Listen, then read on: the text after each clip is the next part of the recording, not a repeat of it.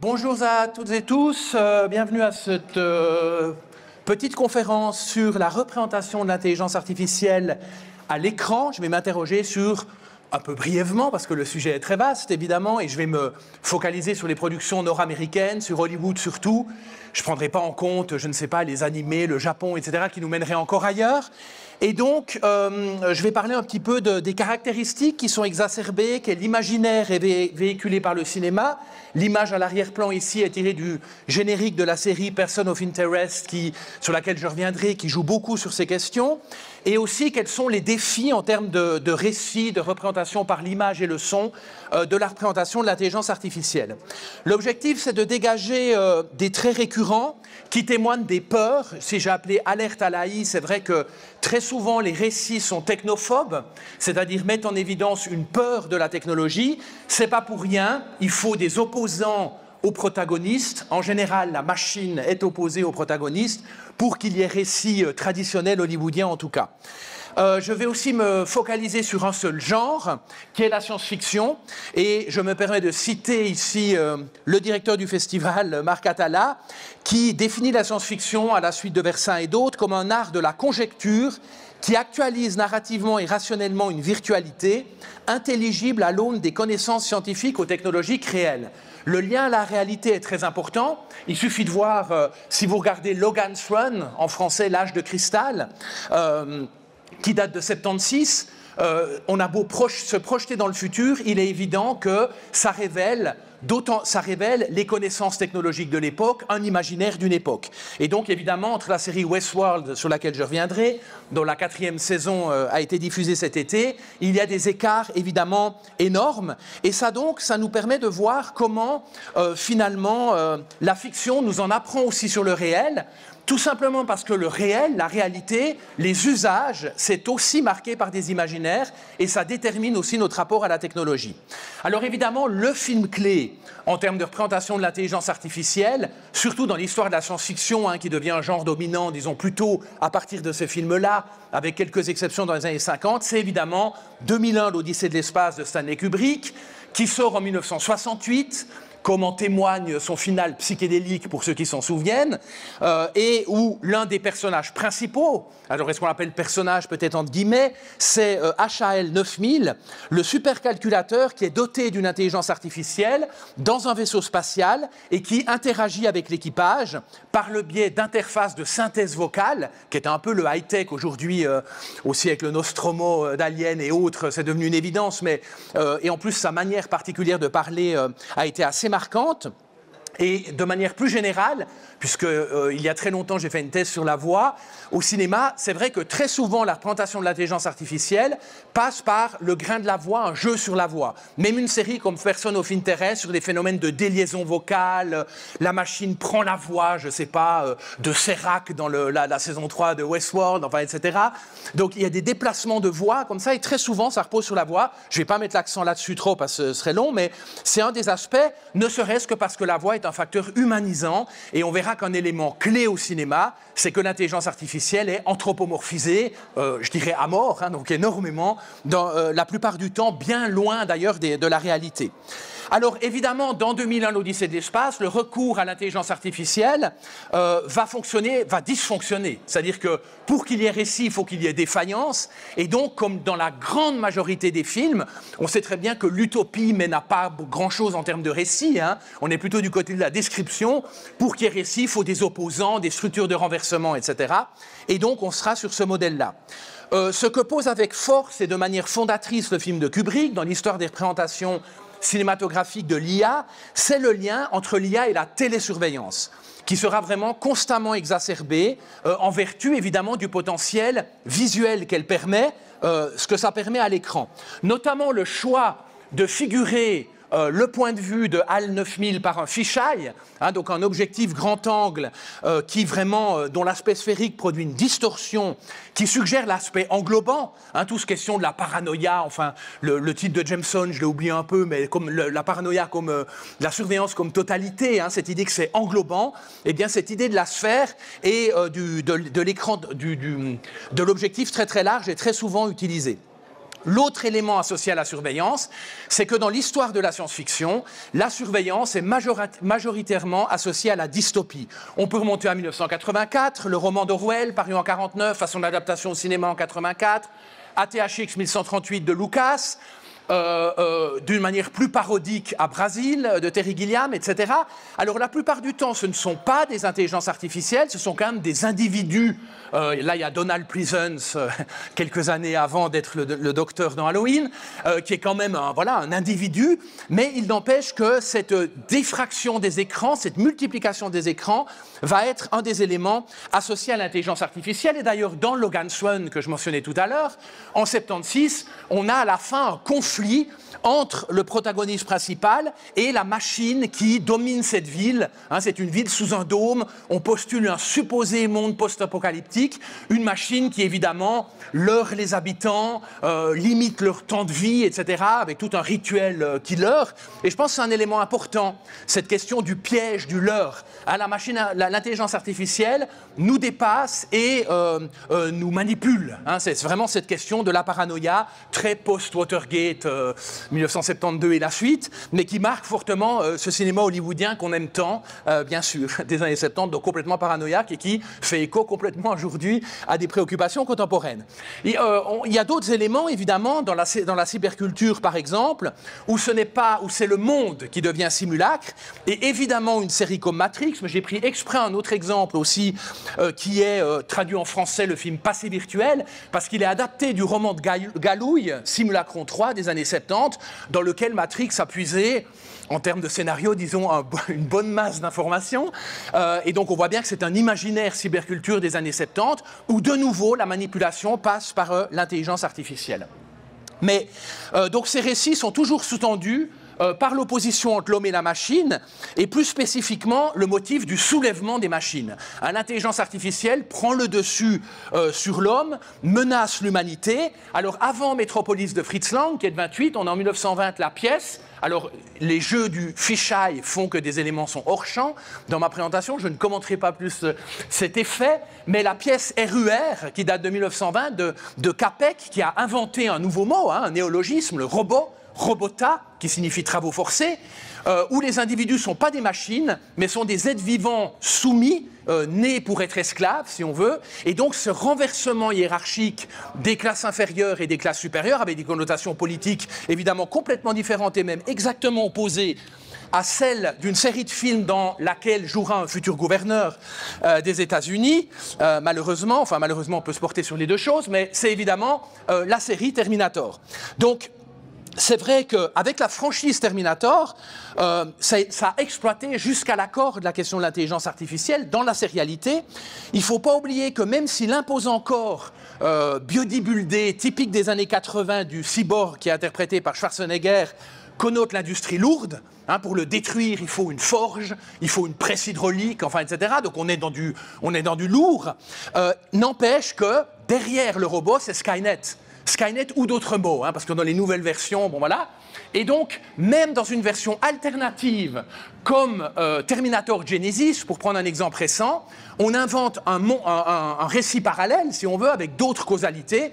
Il n'empêche que même dans ce récit-là, alors le nom de l'intelligence artificielle change, mais on est toujours dans cette question de l'intelligence artificielle. Donc, c'est vrai qu'au cinéma, l'intelligence artificielle a été peu associée à la grande majorité des domaines de son application réelle parce qu'ils sont souvent peu spectaculaires. Par exemple, les thermostats intelligents, la reconnaissance optique de caractère ou de la parole, le filtrage de courriels indésirables. Imaginez tout un film qui reposerait sur la question des courriels indésirables. Évidemment, ce qu'on a popularisé, c'est surtout le domaine de la défense militaire, où l'enjeu, typiquement Terminator, le fameux apocalypse qui n'est pas là, qui est là, qui arrive quand même, etc. Donc c'est les armes de destruction massive. Ça ne veut pas dire que ce n'est pas un objet important. Norbert Wiener a beaucoup lutté pour qu'il y ait des utilisations civiles et pas seulement militaires de cette technologie, mais il n'empêche que c'est très récurrent. Ou alors, deuxième imaginaire, c'est un autre type de simulacre, c'est celui de l'androïde avec cette fonction d'anthropocentrisme. En ce qui concerne la gestion par superordinateur d'armes nucléaires, on a beaucoup de films que je pourrais évoquer. Le plus connu, c'est War Games, sans doute. J'ai exprès évoqué ici Colossus, The Forbidden Project. C'est un film produit par la Universal qui devait être un tout petit film, un film à petit budget, voire un téléfilm, mais qui, à la suite du succès de 2001, est devenu une assez grande production, qui est assez passionnant. Deux intelligences artificielles se liguent. L'intelligence artificielle soviétique se ligue avec les États-Unis pour se dire, bon, il faut supprimer l'humanité. En fait, pour sauver la Terre, il faut supprimer l'humanité. On envoie des missiles, ils partent d'Ukraine, d'ailleurs, dans le film, c'est assez intéressant de retomber sur ce bout. Et il y a l'idée que l'humain va être asservi par l'intelligence artificielle. Donc on a toujours ce domaine-là qui est très présent. L'autre élément, c'est l'altérité fondamentale. Je vous montre juste le lien, même dans ce film, et ça c'est 2001 l'influence, le lien à la télésurveillance, puisque l'inventeur de la machine, il y a toujours ce lien création-créateur, et toujours doit installer des caméras partout, sauf dans les WC, c'est là que les choses se passent, et donc il est toujours sous le contrôle de son bébé, si on veut, de l'intelligence artificielle qu'il a créée. Un élément, donc, c'est cette question de l'altérité. L'intelligence artificielle est une altérité fondamentale, et dans la science-fiction, ça a été beaucoup assimilé aux petits êtres verts, on pourrait dire. Donner une autre forme à l'extraterrestre, c'est de le voir comme une altérité fondamentale parce qu'il relève de la machine. Ça, c'est le premier long métrage de cinéma, The Motion Picture, il y en a eu 8 après, mais qui est donc tiré de la série de 66 Star Trek. Eh bien, le méchant, c'est un vieux satellite, je ne sais plus s'il est soviétique, sûrement, mais je ne sais plus, un vieux satellite qui a rencontré des espèces extraterrestres technologiquement avancées, enfin des AI, si on veut, enfin des IA, il faudrait dire en français, et qui ont permis de se ramifier avec d'autres machines et de devenir un énorme demi-dieu, si on veut. Donc on voit que de nouveau là, et on a beaucoup d'autres exemples de ce type, d'ailleurs Tom Cruise, si on est dans ce qui est produit et joué par Tom Cruise, il y aurait aussi The Edge of Tomorrow en partie, mais Oblivion est assez intéressant, je trouve, ou alors pour prendre aussi un film absolument très récent de Roland Emmerich, qui vraiment dans ce film surenchérit sur la nullité autant esthétique que narrative de son cinéma habituel, mais là va très très loin, c'est intenable, mais où la solution finale qu'il trouve pendant 1 heure, c'est qu'effectivement, dans la Lune, il y a des êtres qui sont en fait de la machine, et les extraterrestres sont des machines. Beaucoup plus intéressant Oblivion, sur lequel il est trop intéressant pour faire long, mais mentionner qu'il y a tout un leurre qui est créé, autour de la question du clone notamment, et d'autres motifs qui interagissent, où les protagonistes croient interagir avec la personne de la NASA qu'ils ont vue au moment où en fait il s'est passé des choses que je ne vais pas mentionner, sans quoi je vais spoiler, mais tout le monde me dit que je spoil tout le temps tout.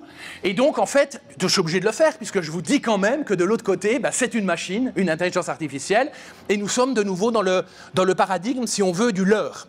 Mais je reviens à ce fameux modèle de HAL 9000. Michel Chion, dans un ouvrage sur la voix au cinéma, a vraiment mis en évidence l'importance d'une instance comme HAL, dont la voix résonne partout. Dont les pouvoirs sont ceux de l'ubiquité, du panoptisme. Il n'a pas de lieu, il est partout, et donc il est omnipotent.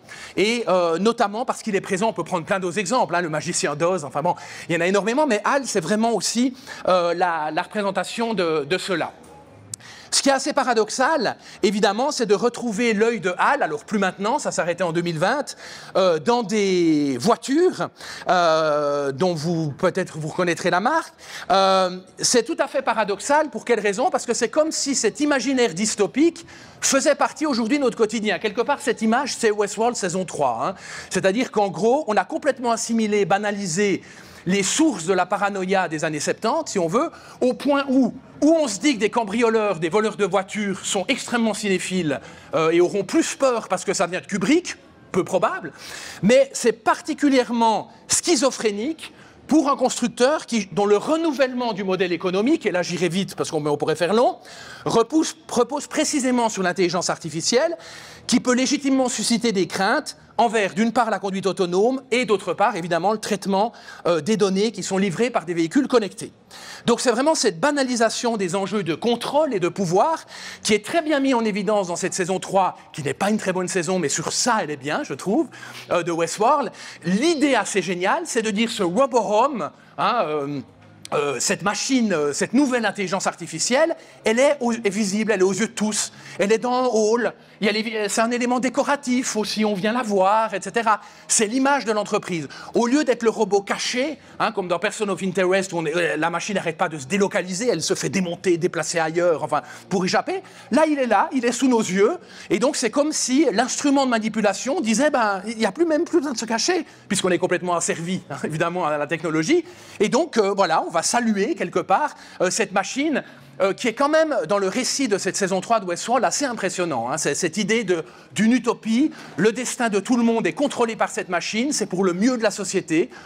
Nos actions depuis tout petit sont enregistrées, tout ce qu'on fait en ligne, tout ce qu'on fait sur nos téléphones, etc. Et les incidences qui sont données dans notre parcours de vie le sont par cette machine et qui est censée faire le bien. Évidemment, il y a des émeutes à la fin de la saison et de nouveau je spoil, mais vous imaginez bien, une intelligence artificielle, elle est là pour être détruite et donc elle l'est. Voilà. Je reviens brièvement en 2001 avec un tout petit extrait, parce que j'en ai quand même parlé, mais peut-être certains d'entre vous l'ont jamais vu. Ce qui est presque inexcusable, mais bon. Il n'y a pas de son. Il n'y a pas de son, laisse tomber. Évidemment, ce qui compte, c'est le son, donc s'il n'y a pas de son, laisse tomber. Ce qui est intéressant, c'est l'interaction entre le personnage de Dave, qui va éteindre la machine, et la machine elle-même, qui parle avec un ton extrêmement calme. Hein, c'est un maître zen, hein, c'est vraiment une bonne diction, etc. Même dans les situations de stress, reste calme. Qu'y a-t-il, Dave, etc. Je vous ai tous supprimés, effectivement. Vous étiez dysfonctionnels, voilà. Donc la machine a arrêté l'hibernation, a tué tout le monde, sauf lui. Et il y a ce fameux moment où la machine a un lieu. Et ça, c'est un aspect absolument récurrent. Puis, si on prend l'opposé de ce que dit Gestion dans la citation que je vous ai mise, qui était illisible parce que tronquée, eh bien, dans ce mot, il dit bien que c'est parce qu'elle n'a pas de lieu, c'est parce que le pouvoir ubiquitaire fait que c'est de l'omnipuissant, l'omnipotence. Eh bien, le fait de trouver un lieu, de trouver le lieu dans 2001 ici, quand on va l'éteindre, hein, c'est là que HAL 9000 régresse, qui prend une voix d'enfant, qui récite une comptine, enfin, etc. L'ancrage dans un lieu donné, c'est la faiblesse, c'est typiquement la représentation de l'intelligence artificielle dans les moments de faiblesse. Et ça concerne énormément de films. Par exemple, Eagle Eye, c'est un film qui avait été produit par Spielberg, où il s'agit vraiment de regarder dans les yeux, hein, d'être face à face avec la machine pour l'éteindre. D'autant plus que dans ce film, c'est vraiment une machine qui décuple les pouvoirs de HAL 9000, parce que HAL, c'est dans le vaisseau. C'est une intelligence qui gère un vaisseau. Mais ici, c'est toute la planète, si on veut, en tout cas toutes les smart cities, ce qui fait que l'intelligence artificielle change les feux, contrôle tout, en fait, et fait pression. Vous voyez que la jeune femme là, voit son enfant dans un train, et elle lui dit « si vous ne m'obéissez pas, le train déraille dans 2 minutes », enfin, etc. Et donc tous les personnages sont complètement manipulés par cette intelligence, qui ne va avoir une faiblesse qu'à un moment donné. Ce que je trouvais aussi intéressant, que vous ne voyez peut-être pas, mais c'est un drone, ici, dans le rétroviseur. C'est un peu à la Spielberg, hein, effectivement, c'est pas un camion, mais voilà.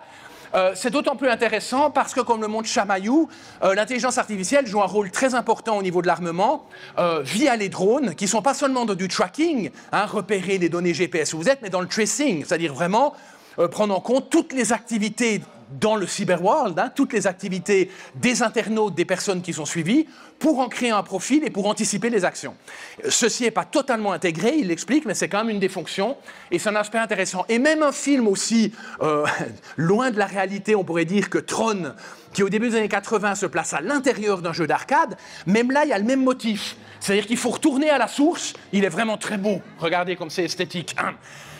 Où vraiment on doit, ce Master Program Control, il faut aller jusqu'où il est, il faut trouver un lieu précis pour le détruire. Donc c'est un élément totalement récurrent. Je vois qu'il est un peu tard. Je vais faire plus vite. Donc, Person of Interest est une série passionnante qui joue beaucoup aussi sur les implications de l'utilisation de la reconnaissance faciale en beaucoup d'aspects. J'aimerais vous montrer un petit passage, une discussion. Ce qu'il y a souvent dans ces films autour de l'intelligence artificielle, c'est la représentation du créateur, en général des créateurs. Hein, dans Westworld, ils font le coup 2 fois. Ils sont en concurrence, puis en désaccord, puis bon, donc dans les 2 premières saisons, c'en est un. Donc, bon. Mais en tout cas, il y a toujours cette idée qu'on met en scène des créateurs qui réfléchissent à comment faire.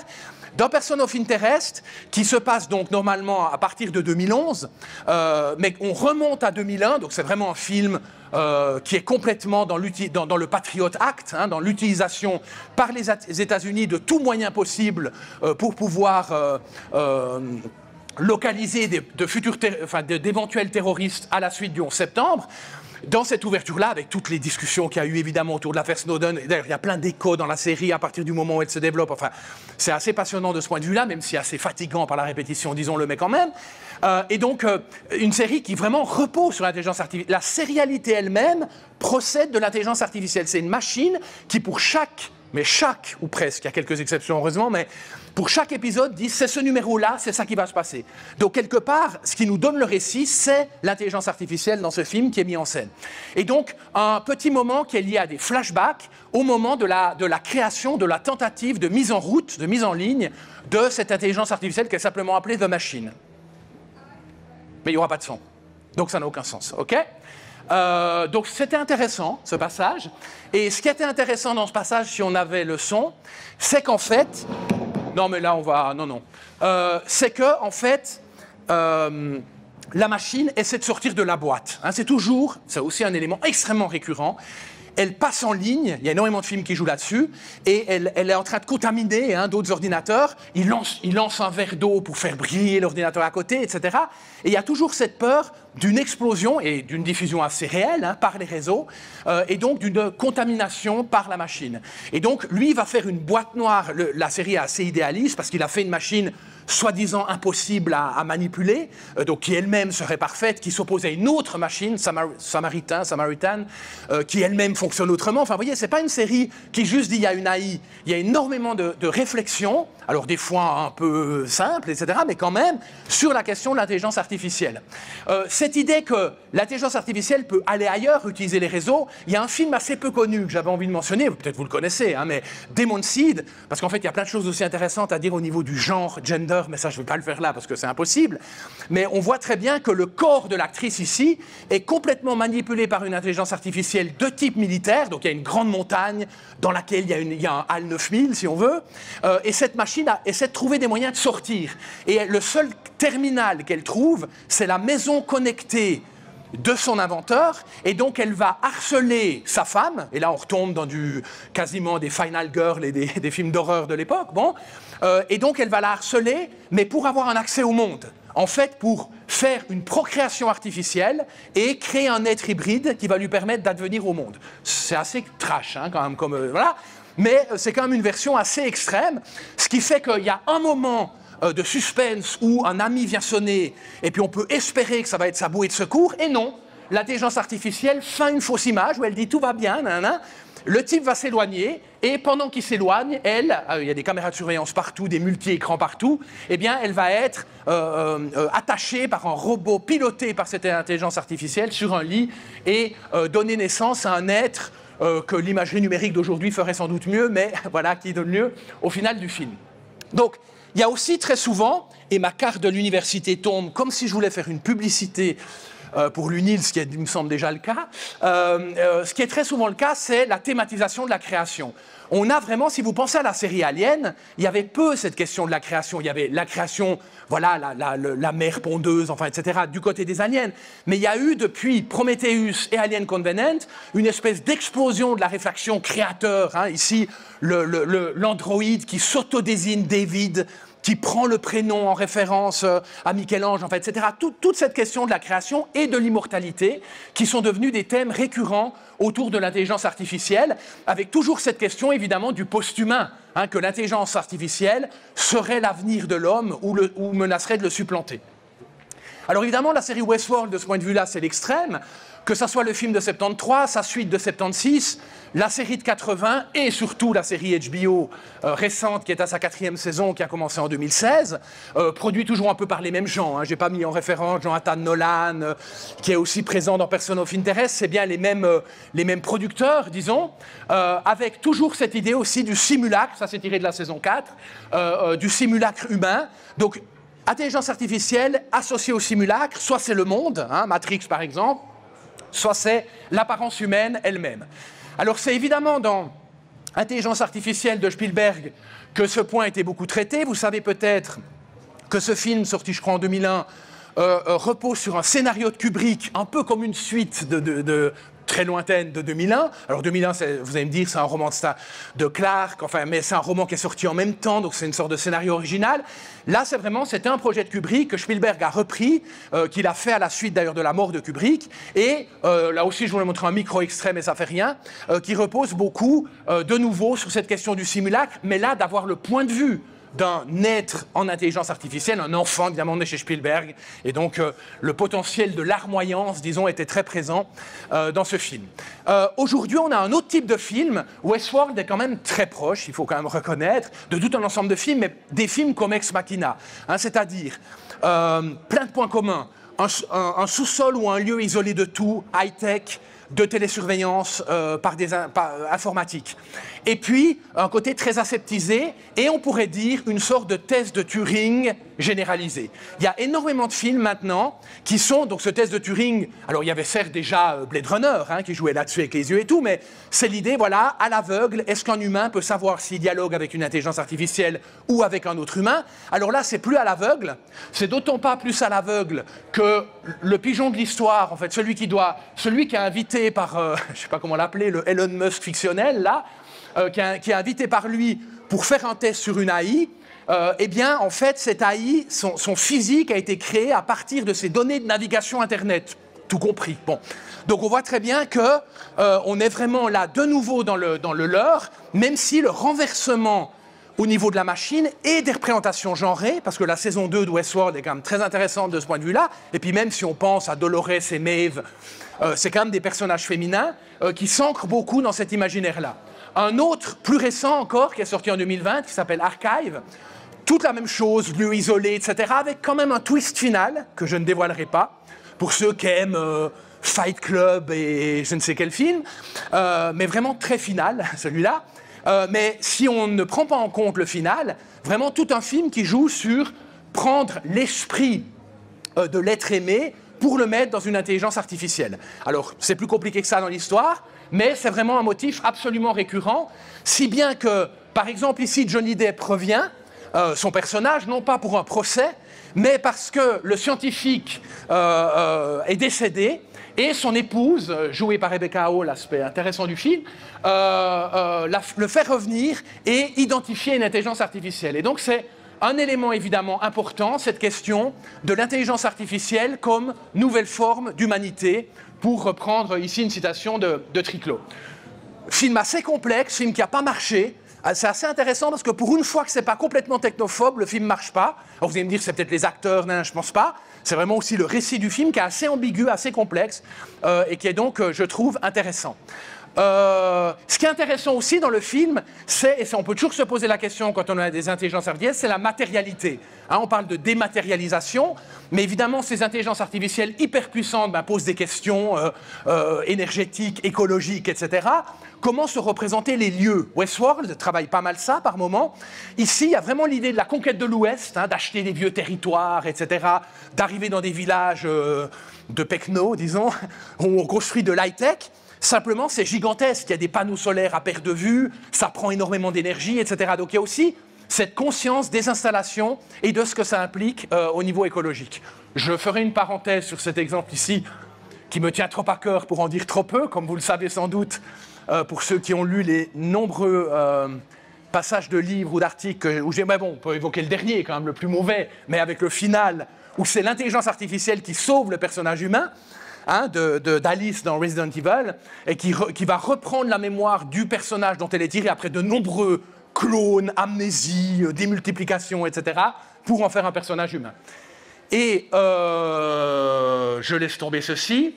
Alors, et puis, on va aller vite vers la fin, puisque le but était de montrer des extraits que nous n'avons pas le son et que tout repose sur le son, puisque ici, Joachim Phoenix, en fait, le modèle, je voulais passer par Spielberg, parce que c'est toujours cette idée, il manquerait l'amour. Hein, donc la question de la romance mêlée à la SF est un élément clé dans l'intelligence artificielle, et le film Her joue là-dessus, puisque son personnage va s'éprendre de son son système d'application, qui a quand même la voix de Scarlett Johansson. C'est pas non plus n'importe quel système, mais bon. Et donc, voilà, qui va vivre à distance, on va dire, même si elle envoie à un moment donné une prostituée à sa place, enfin, etc. Et donc, on est vraiment dans cette relation amoureuse. Et le passage que j'aime bien, mais que j'ai réduit, donc finalement, c'était presque trop court, mais c'est où il lui dit, mais à combien de personnes tu dialogues maintenant? 4200.